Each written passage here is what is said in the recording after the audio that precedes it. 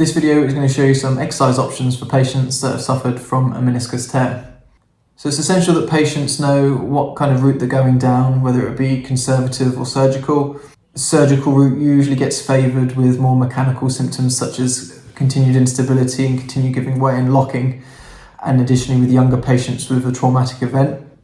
If a patient is responding quite favourably to conservative treatment, then it's usually a good prognosis that surgical intervention isn't required. So one of the first exercises we're going to work on is trying to get that knee nice and straight. It's important to regain full extension in the knee for patients because it's going to really impact and compound the problem if patients haven't got the ability to extend the knee. So popping some pressure through the towel or a jumper rolled up underneath the knee, getting that heel off the ground to get that full extension.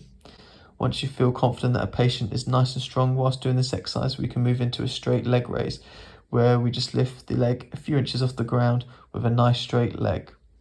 What you may notice with patients in the earlier stages is that if they're weak, they can get a little bit shaky, like so.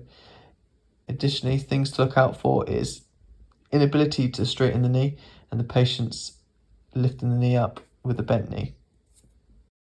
If patients have lost some flexion in the knee, then doing some heel slides will hope to regain that.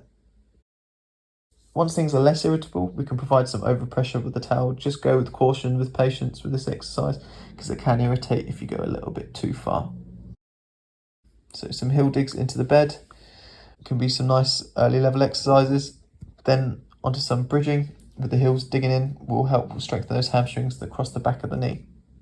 Once you feel a patient is progressing well and they're ready to move on to some weight-bearing exercises, we can move into something simple like sit-stands. You want to make sure, if you want to keep the tension on the quadriceps the whole time, that it's just a bottom touch as opposed to a full sit-down. To make things a little bit harder, you can move into a staggered sit-to-stand. So you're putting a bit of pressure on one leg, but you're still having stability of two legs.